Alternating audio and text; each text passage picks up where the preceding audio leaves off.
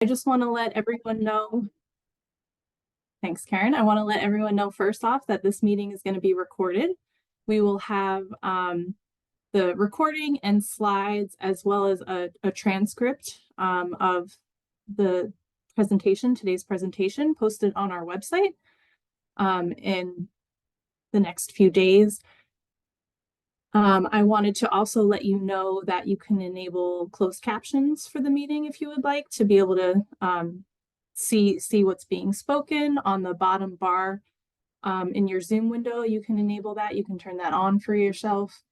And also on the bottom left-hand corner of your Zoom screen, you can see your mic and your video controls. We're going to ask that people stay muted throughout the presentation. We're going to have about a 30-minute or so presentation so that we can kind of present our overview of the project to you and present the draft actions that we're recommending as part of this action plan.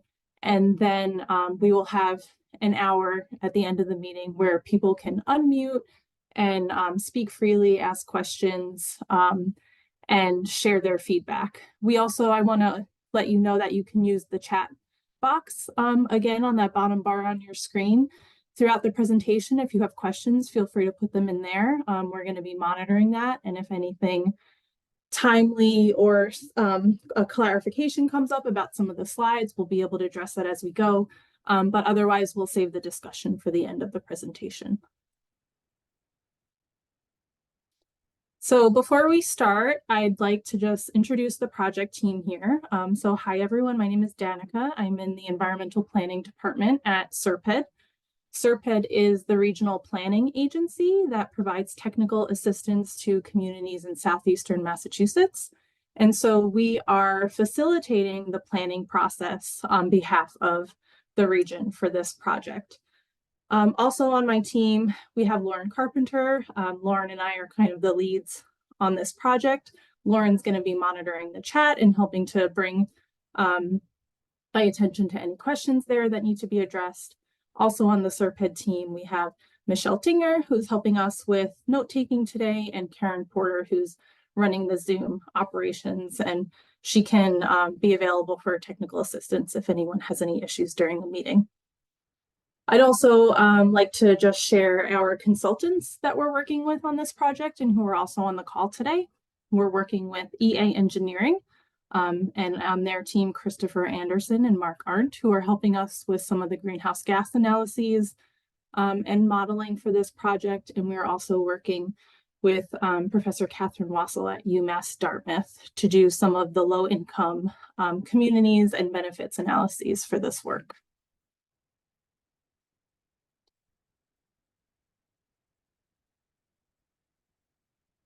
So here's the agenda for today. As I mentioned, we have a 30-minute or so presentation. We'll give you an overview of the project and the results, the preliminary results of the greenhouse gas analysis that that EA conducted. And then we'll get into the specific recommendations that we're considering for the plan by sector. And that's where we're really looking for all of your feedback. And so we want to make sure that we have plenty of time at the end to collect that input from you. So just to kind of set the stage for the conversation today, the name of this grant, it's a climate pollution reduction grant. And what do we mean by climate pollution? We're talking about greenhouse gases. What can we do to eliminate greenhouse gases in the atmosphere that are contributing to climate change? So that's really what we're referring to and what we're hoping to address with this project. And so the Climate Pollution Reduction Grant, or CPRG, this is a program from the Environmental Protection Agency. It was enabled through the Inflation Reduction Act of 2022.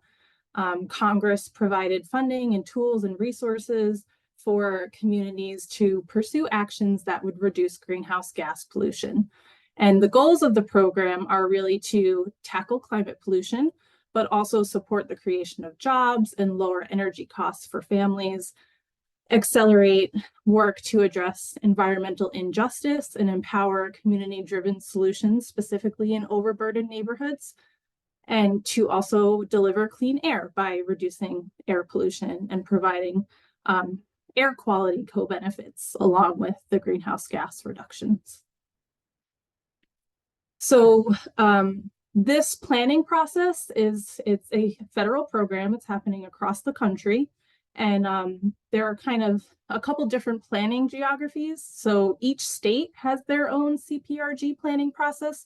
So the state of Massachusetts and the state of Rhode Island are doing their own separate planning. But then separate from the state processes, there were also funds set aside for these metropolitan areas called Metropolitan Statistical Areas, or MSAs. So these areas are really targeted to some of the larger population areas throughout the country and the surrounding region that is really connected to and relies on that metropolitan area. So in our region here, we are within the Providence-Warwick MSA. And so on the map on the screen, that purplish grayish area shows the area that our planning region encompasses. So it's all of the state of Rhode Island, and then those communities within SRPEDD's planning area in southeastern Massachusetts. And for this project, there's kind of a few steps that we're taking. It's a multi-year project. Right now, we are in this first phase here, preparing the priority climate action plan. So this was a little bit of a shorter time horizon where it's really focused on identifying what the base state of knowledge is right now in terms of greenhouse gas emissions. What do we know?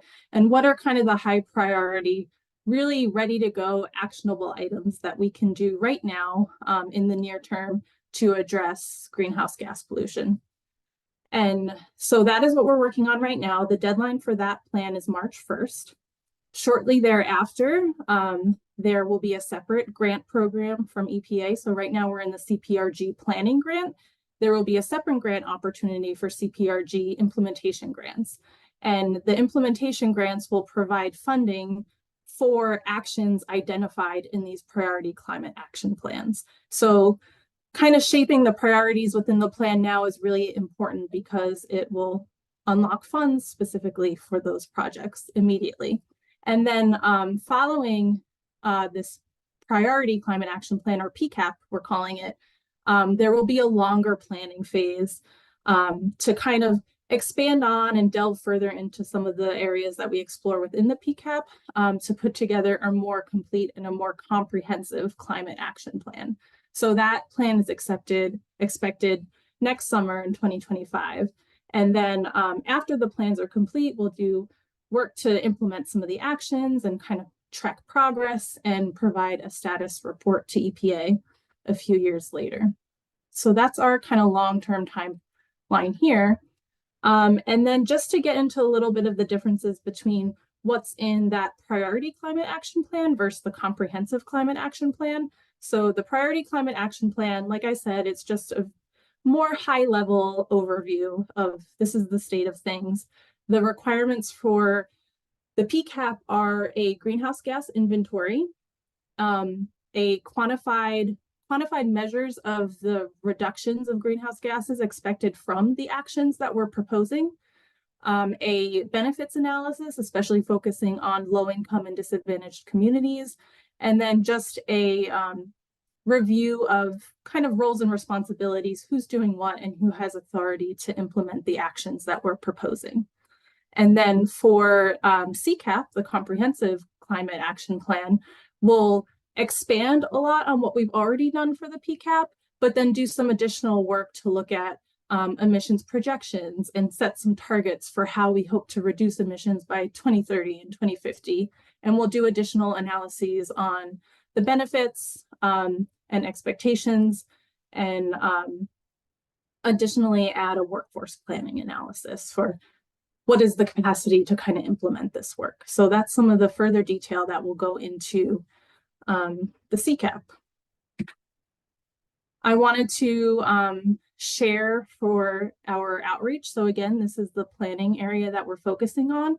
And one of the priorities for this work is really to make sure that we're considering the needs and making sure that the benefits are shared equally with low income and disadvantaged communities. So that's what this map is showing. Those orange areas are communities that, with guidance and definition from EPA. They have their own kind of standards for how, through census data, how these different census blocks qualify for low income and disadvantaged status. So that's how these communities were selected. And throughout the planning process, so right now during PCAP, and then as well as during the larger CCAP, we'll be doing a lot of targeted outreach to engage with people and organizations and groups in these disadvantaged areas. And then alongside that outreach, yes. We just have a question on the LIDAC mapping. Thank you, sure. Curious on the mapping tools, both federal and state, being used for purposes of the LIDAC analysis.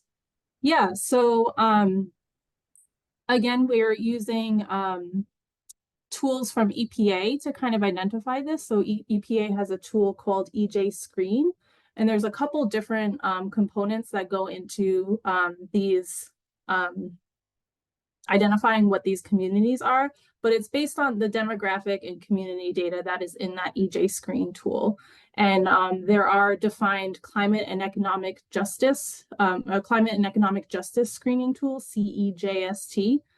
And that tool, along with the communities identified as Justice 40 communities, so that's like a lot of buzzwords there, but those are kind of the three definitions we're using from EPA to identify who these communities are. And I see Kate put a link to that tool in the chat. Thank you.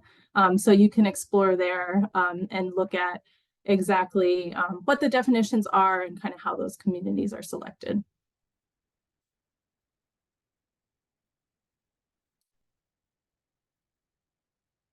All right, so getting into our additional stakeholder engagement, we are working with a municipal leadership team that includes representatives from throughout, from municipalities, cities, and towns in both Rhode Island and Massachusetts. And we also have representatives from some of those LIDAC, the low income and disadvantaged communities, participating in a leadership team that we've been meeting with monthly to help us kind of identify potential actions and refine the list that we are going to present to you all today. We also have a public webpage where all of this information is posted, and we have a comment form on there that people are able to share their thoughts in terms of projects they'd like to see. And now that we have the action plan, the draft action plan posted, people can submit feedback on that there. And then we're doing these public forums. So this is the second and the final public forum we have to discuss the project.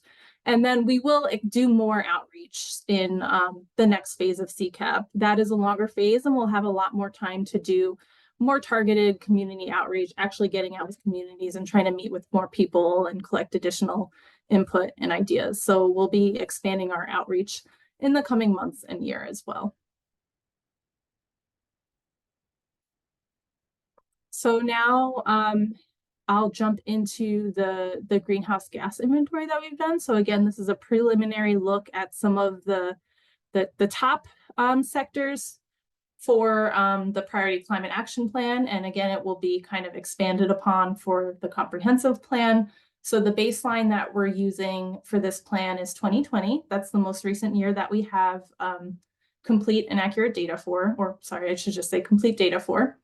And then we did also choose to focus on a few sectors for this first iteration, just the top contributing sectors to regional greenhouse gas emissions.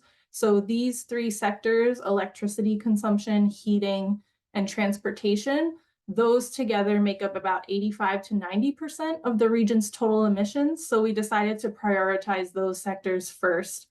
And then we will look at additional sectors like industrial, looking at solid waste, wastewater, and forestry, and how those also impact emissions.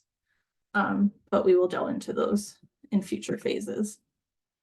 And then here's the high-level results of what we've found from our analysis.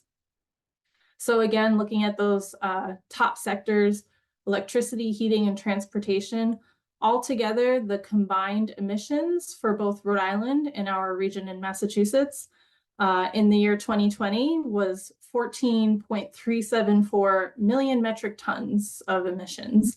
And you can see the the pie chart on the right shows the breakdown. And the largest contributor is the transportation sector, followed closely by heating, and then electricity consumption. And I will just note that these percentages might wind up being a little less in the final analysis when we add in other sectors. This is just relative to each other for those three. And then I wanted to just talk a little about million metric tons and what that means. This is the unit of how we're measuring emissions. And I understand that's probably hard to like grasp exactly what that means. So we measure in million metric tons, and it's of carbon dioxide equivalent.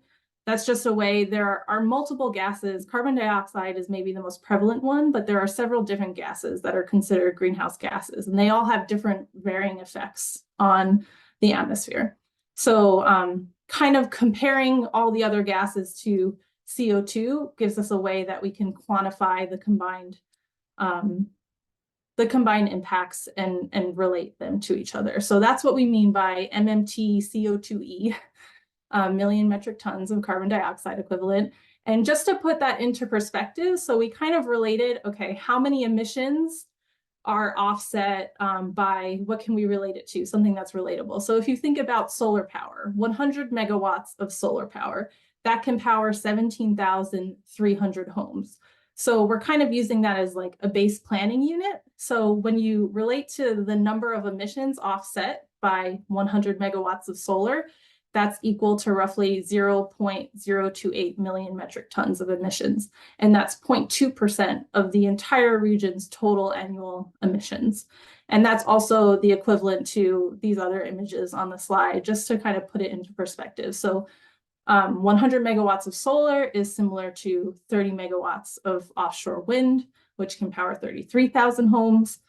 It's similar to if you were to convert 7,500 single family homes from oil to electric heat, the emissions that would be saved there. Similar to replacing 3,500 gasoline commuter vehicles with electric vehicles. And also if you were to plant 15 square miles of new tree canopy. So next we're going to get into some of the recommended actions by sector, but are there any questions in the chat, Lauren, that I should address before we move on? There were some questions about the CJAS versus EJ tools, but Kate covered them, so we're good. Okay. All right. Awesome. Thank you. And there will be more details too on all of this in the PCAP when we release it. We'll kind of share like the definitions and how we got to where we are. All right, so now jumping into sectors. So this is our draft action list that we have posted on our website. So if you want to dive into this more, you're welcome to do that after this meeting.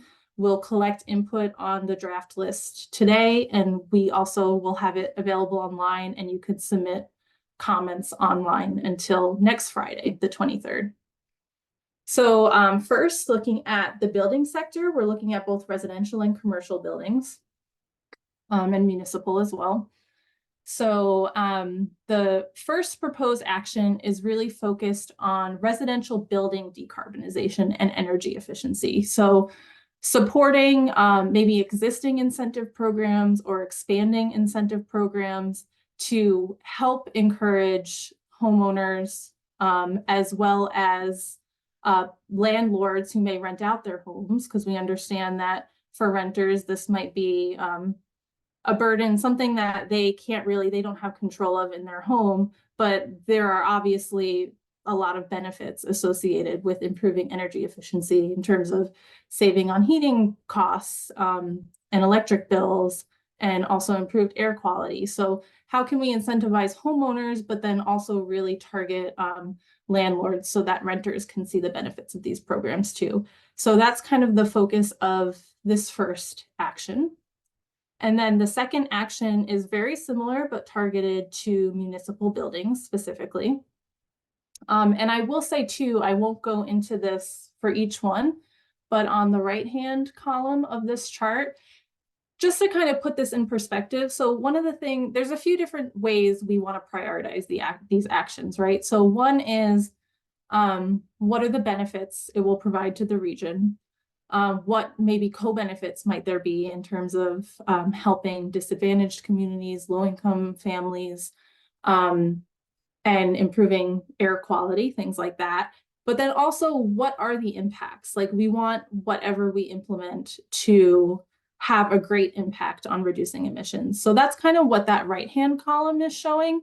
We will we're still doing the analyses for the plan, and we'll have kind of more modeled actual numbers of what we expect the impacts to be from each of these actions.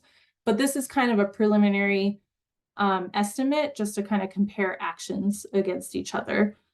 So that's just what that right-hand column is. And again, that 0.028 million metric tons is that 100 megawatts of solar value. So we're just kind of comparing across the actions what the relative potential impacts might be if this were to be implemented.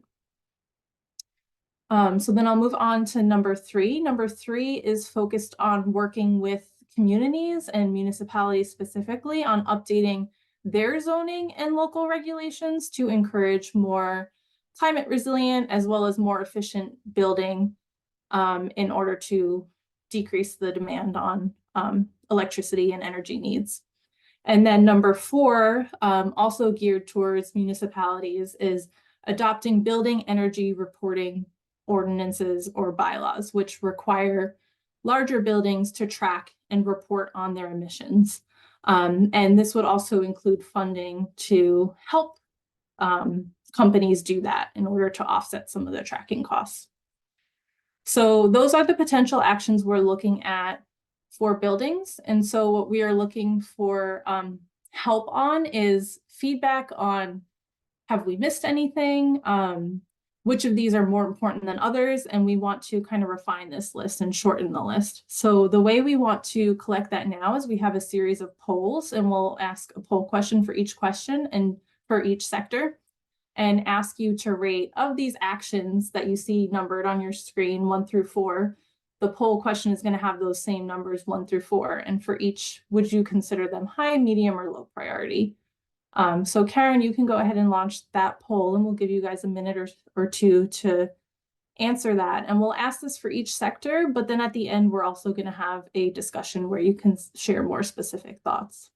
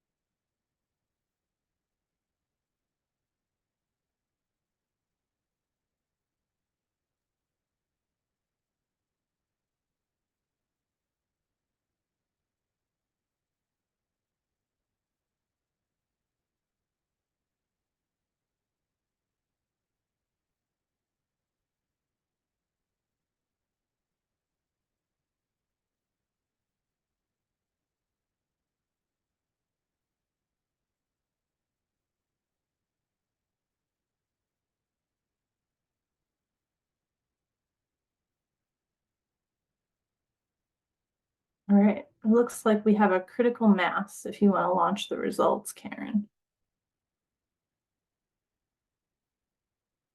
All right, so now you should all hopefully see the results of the poll. The orange are what people voted as high priority. So it seems like at least all of these are somewhat high priority, but maybe action 1, focusing on residential building decarbonization, is maybe the most important one here, at least expressed through this poll.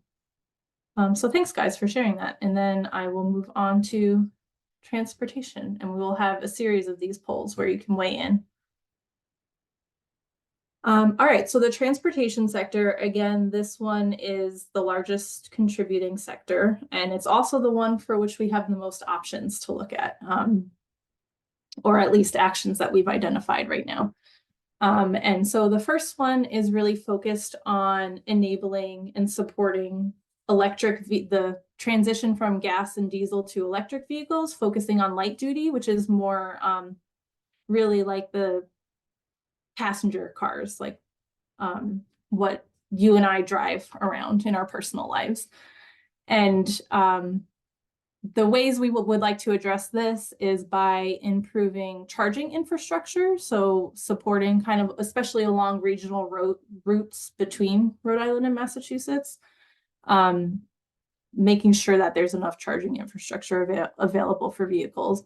Also supporting grid upgrades that can support the demand of needing more electricity to power these vehicles, supporting battery waste disposal, and providing incentives for purchasing more electric vehicles. Number two is focused really on electric school buses. So how can we support school districts in making the transition from diesel to electric school buses? Number three is focused on reducing commuter emissions. So especially recognizing that Providence being kind of the center of our region, and in Boston a little bit too, but maybe more so Providence, how can we support alternative ways of travel from throughout Rhode Island and southeastern Mass to and from Providence and throughout the region as well?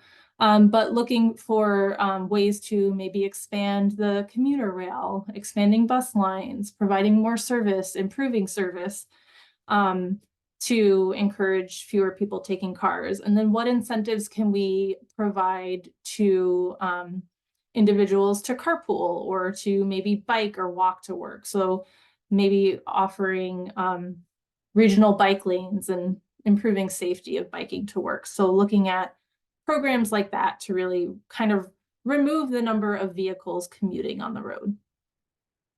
Number four is looking across the region, working with communities to adopt smaller scale Vision Zero type actions. So installing things like complete streets. So when you upgrade a roadway, making sure you're including safe sidewalks and a safe bike lane so that when you're improving the road for cars, you're also considering the needs and the safety of pedestrians and bicyclists.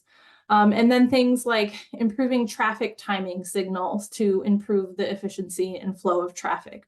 So kind of these smaller scale things, when adopted largely across the region, might have a big cumulative impact. And then the last strategy we are looking at here is green ports. So looking at shipping ports in the region, for example, like in Providence and New Bedford, or a couple of our bigger ones. What can we do to improve efficiency of operations there and electrify operations there to reduce the emissions from those types of activities? I have a question in the chat. Okay.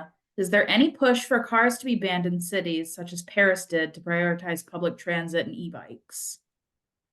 That is not something that I've heard talk of here. I don't know how realistic that would be, especially in this region, at least now. But I think the goal would be to amp up our public transportation options. So maybe that could become a viable reason in the future. But again, that's something that, like, I would say at the end when we get into the discussion and collecting input, we can collect some ideas and feedback on those types of things that are additional things that we can look at. But that's not something that's part of the current scope as it is. So do you want to launch the poll for this one, Karen?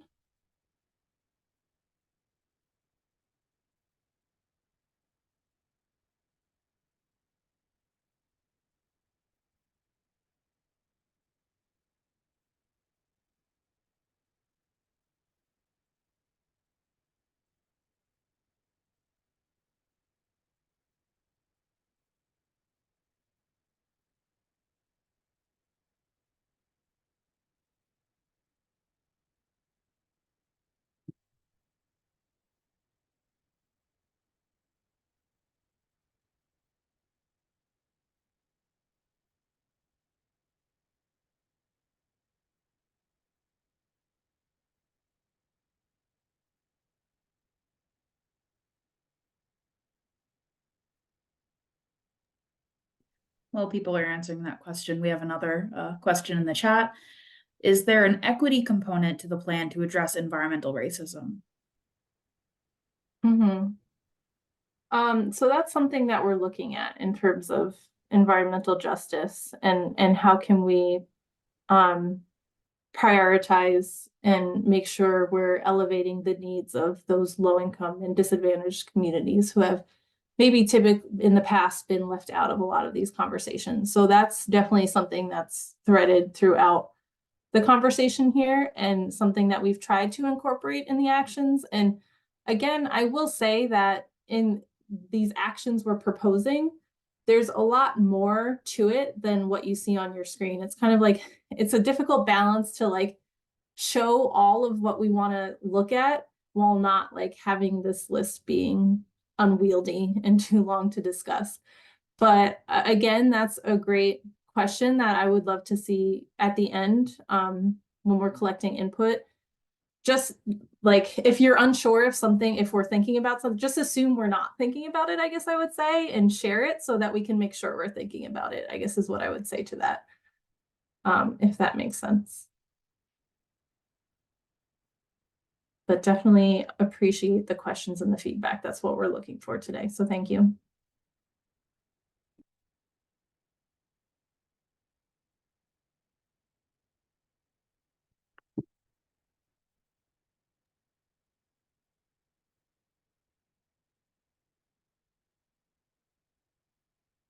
I closed the poll, Danica. I'm just sharing the results right now. I'm not seeing the results. You can close it. Did you share the results? Oh, Yeah. now I see. Now I see the results, I think. Okay. Okay.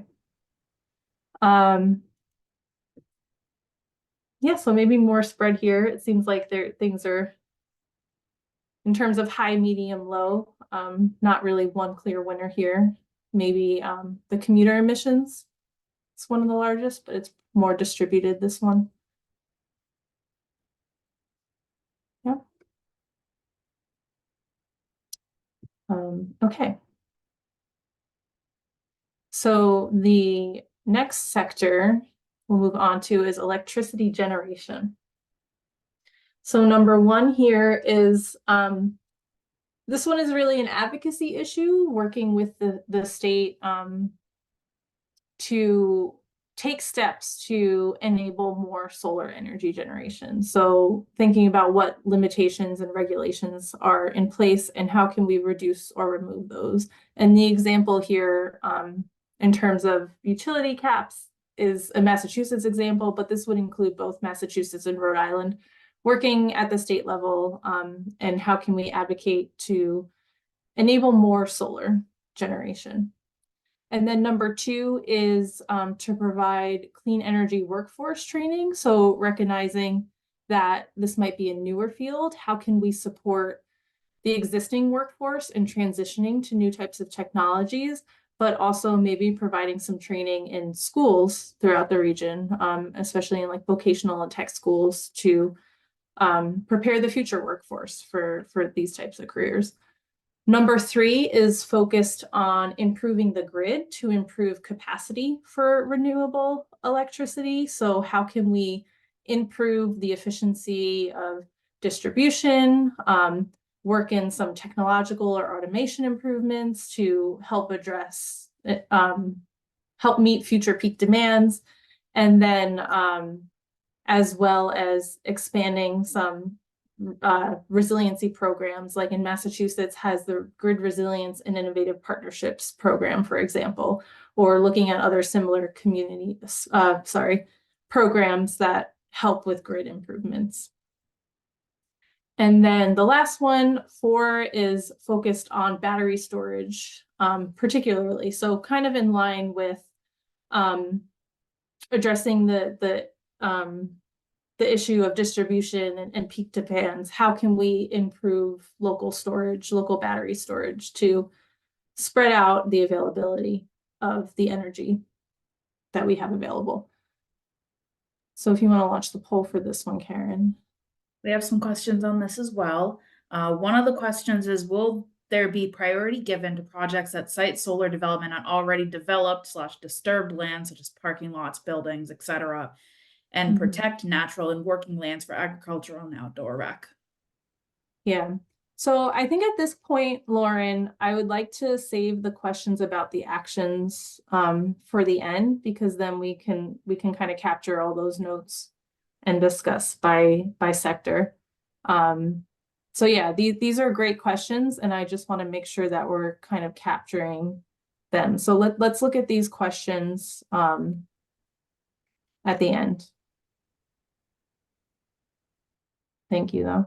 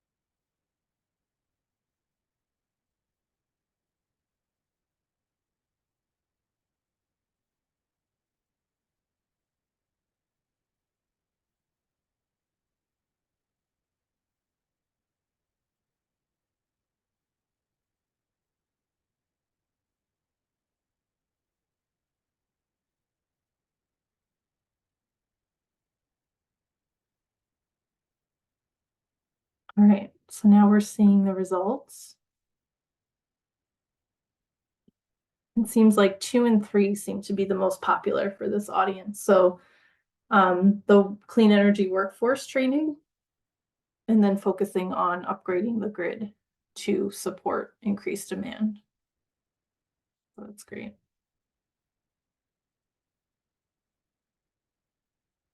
Okay, the next sector is agriculture and working lands.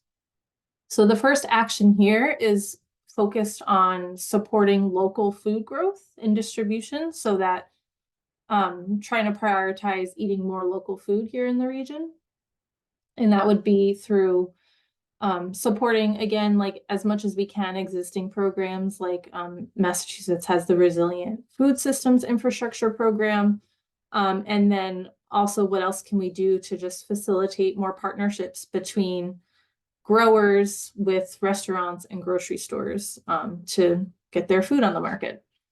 And then number 2 is focused on trees. So we know trees do a lot to remove and store carbon from the atmosphere. So what can we do to protect existing trees throughout the region to avoid the loss of those trees, but then also planting trees and expanding the tree canopy. And then number 3 is focused on outreach and education for farmers and growers to adopt more specific practices in the way they manage their land and manage their crops in a way that promotes healthy soils that store carbon from the atmosphere to help kind of offset and remove emissions. So those are the 3 we're looking at for agriculture, if you want to launch the poll.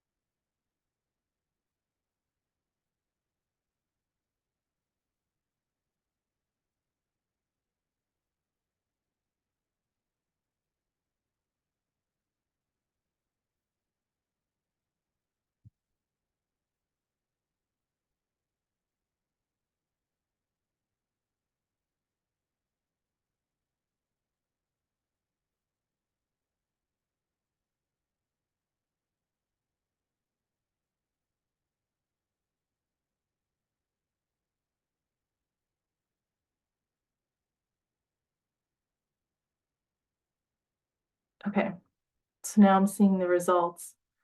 And again, a lot of these are high priority, but it seems like expanding tree canopy seems to be the winner among this group anyway. All right, we have just a couple sectors left, so we're almost there. Next is waste management and materials. So number one here is focused on municipal recycling and what can we do to help municipalities at the local level, but then maybe also to regionalize some of these recycling programs. So helping municipalities kind of work together and find streamlined ways to tackle and improve recycling systems. And then number two is focused on the organic waste stream and food waste largely. So what can we do to support food scrap collection, either curbside pickup or drop-off programs for composting, so that for residents to avoid them throwing out food and diverting that from landfills. And then also looking at industrial composting and anaerobic digester, enabling more of those large scale systems to support larger waste. And then number three is focused on container reuse and recycling programs. So how can we develop the infrastructure and the technology there to enable more refill programs and reuse programs in addition to recycling? So you can launch the poll for this one, Karen.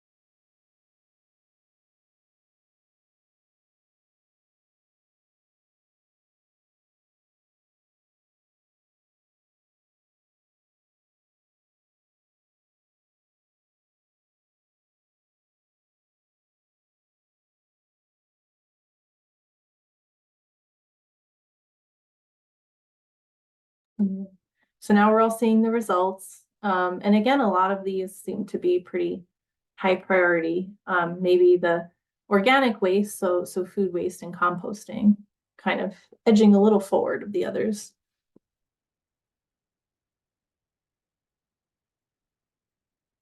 Okay, so our last sector we're going to talk about today is industrial processes. So we have just a couple actions here for this one.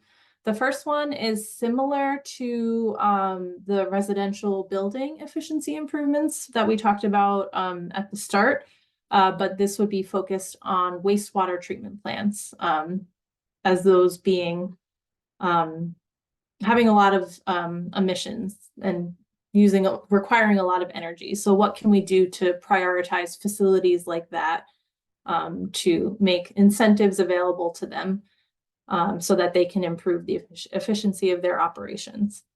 And then number two is similar to the reuse and recycling idea, but again, this one is targeted to industrial processes. And how can we encourage more large-scale facilities to reuse more of their materials and improving the technology and the infrastructure, but encouraging more cleaning and refilling and reuse in industrial operations. So those are the last two, and we'll launch that poll.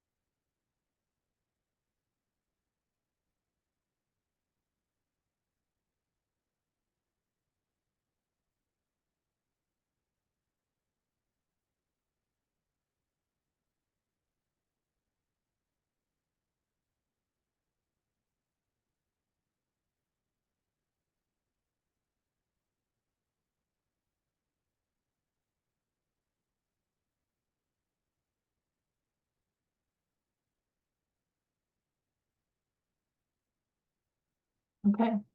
Again, this one is kind of neck and neck, a distribution of importance for these two. But it looks like the wastewater treatment facilities did get a few more high priority votes. All right, guys, so thank you for weighing in on that. We have one final poll question. So now we've kind of looked at by sector, which of these are more or less important. Now we're going to ask a final poll questions and show you all of those actions. So there are 22 actions, and this is a way for us to kind of gauge across all the sectors which actions are maybe higher priority than others. So we'll launch the list of all 22 and ask that you choose of those, what are your favorite 3 actions that you would like to see implemented? So you only have to choose 3 here. Or if you have one favorite, you can pick one, but we'll launch that final one, and this will be the last poll question, and then we'll just have conversation.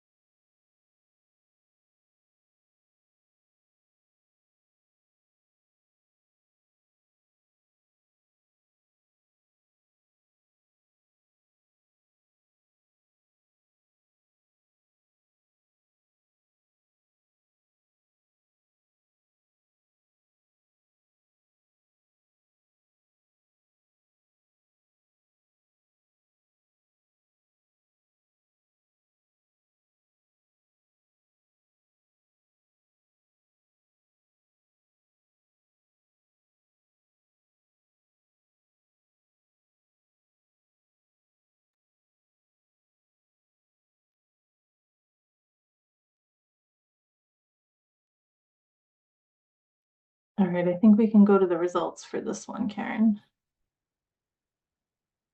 And it looks like there's a good distribution of votes here for this one. Some of the actions that did get more votes are the residential building decarbonization and efficiency programs, reducing commuter emissions, grid upgrades. Yeah, and then a lot of other things got some votes as well. And this is helpful because so right now we have a list of 22 actions. We're trying to get that to a list of the top 12 priorities for the Priority Climate Action Plan. So we're going to use this voting information and your feedback next in the discussion to kind of help us narrow down how we get to those top 12 actions. So now we're at the point where we want to hear from you.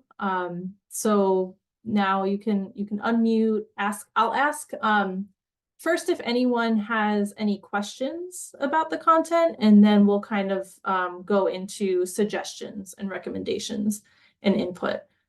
And I also just want to make sure that everyone has the link to our website, so srped.org/CPRG. And also, if you want to just use your phone and scan the QR code on your screen, that'll also bring you to that website. That's where you can learn more about the project. You can sign up for our email list if you want to get updates about future input opportunities during the comprehensive climate plan. And we'll also send out like the draft and the final versions of plans to that list. We also have our full draft action list on the website and that comment form where you can submit feedback. And we also have an email contact here as well. So if you have questions or comments and you're having trouble with the form, you can also email enviro, ENVIRO, at SRPEDD.org.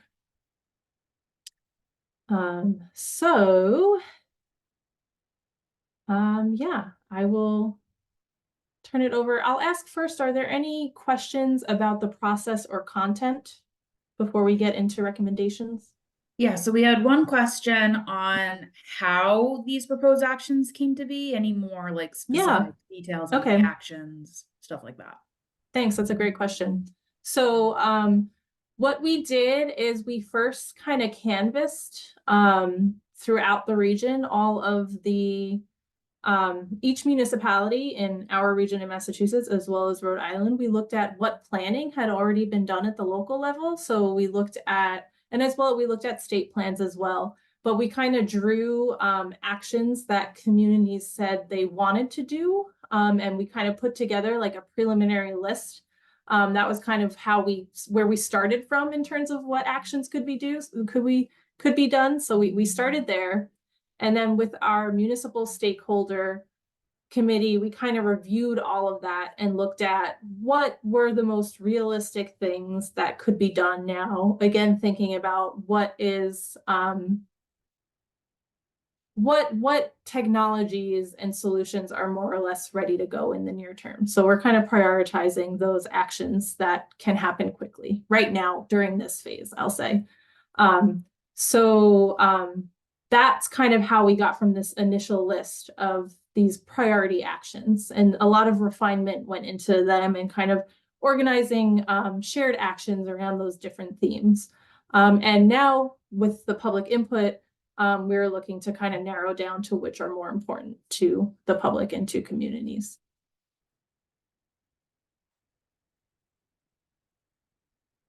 Were there any other questions in the chat aside from like recommendations about the actions? That one pop up. How are you looking abroad for inspiration regarding trees? Barcelona has utilized them in public spaces to combat extreme heat.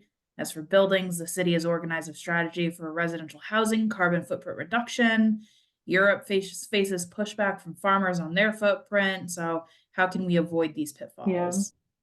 I think that's a great point. There's a lot of lessons to be learned from elsewhere in the country and elsewhere in the world. So we're really starting at the local level and starting from local needs and what local communities are looking for. But then that's not to say that we won't then look at, so once we know what the local needs are, then we can look elsewhere and see, okay, where has this been addressed and how has it been addressed elsewhere? So I think that's definitely a consideration and probably something we'll look more into for the comprehensive plan when we have more time to really research all of these actions and what we're doing.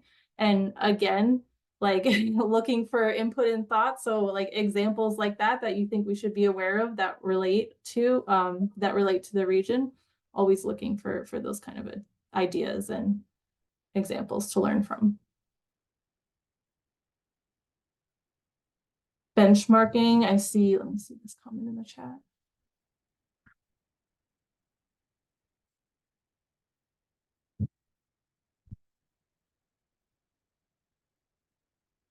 Okay, so benchmarking to compare the actions across communities can help with identifying priorities. I think if I'm interpreting that right, I think you mean looking at what other communities have done that have been successful. So that is something we're trying to look at, existing programs that have worked well and how can we expand those or support those and things like that.